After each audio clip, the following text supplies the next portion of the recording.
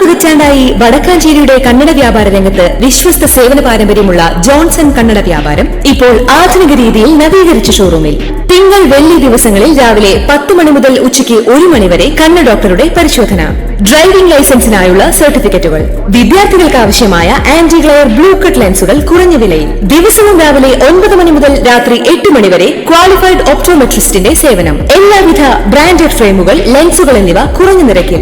Johnson Kannada വ്യാപാരം, John's tower, divine ആശുപത്രിക്ക് എതിർവശം, Vadakkanchery. Phone 94963474. Wayanad ദുരന്തവുമായി ബന്ധപ്പെട്ട വിവിധ ഇനത്തിൽ ചെലവഴിച്ച തുക എന്ന തരത്തിൽ മാധ്യമങ്ങളിൽ വരുന്ന വാർത്തകൾ വസ്തുതാവിരുദ്ധമാണെന്ന് സംസ്ഥാന സർക്കാർ. ദുരന്തത്തിൽ അടിയന്തര അധിക സഹായം ആവശ്യപ്പെട്ട് സംസ്ഥാന സർക്കാർ കേന്ദ്ര സർക്കാരിന് മെമ്മോറാണ്ടം സമർപ്പിച്ചിരുന്നു. അതിൽ വിവിധ വിഷയങ്ങൾക്ക് ആവശ്യമായ ചെലവിന്റെ പ്രാഥമിക കണക്കുകൾ വ്യക്തമാക്കിയിട്ടുണ്ട്. ആ കണക്കുകളെ ദുരന്ത മേഖലയിൽ ചെലവഴിച്ച തുക എന്ന തരത്തിലാണ് ഇപ്പോൾ പ്രചരിപ്പിക്കുന്നത്. ഇത് അവാസ്തവമാണ്.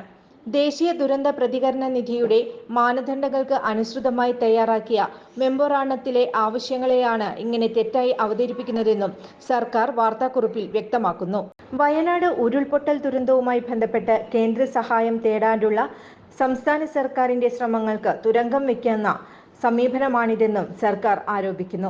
മാനദണ്ഡമനുസരിച്ച് പ്രതീക്ഷിത ചെലവുകളും വരാനിരിക്കുന്ന അധിക ചെലവുകളും അടക്കം ഉൾപ്പെടുത്തി കേന്ദ്ര സർക്കാരിന് സമർപ്പിച്ച മെമ്മോറാണ്ടമാണ് ഹൈക്കോടതിയിൽ നൽകിയത്.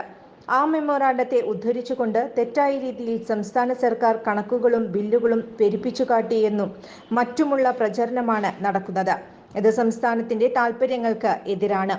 വയനാടിന്റെ പുനർനിർമ്മാണവുമായി ബന്ധപ്പെട്ട് സംസ്ഥാനം ആവിഷ്കരിക്കുന്ന പ്രവർത്തനങ്ങളെ തകർക്കാൻ ഉദ്ദേശിച്ചുള്ളതാണിതെന്നും ആരോപണം.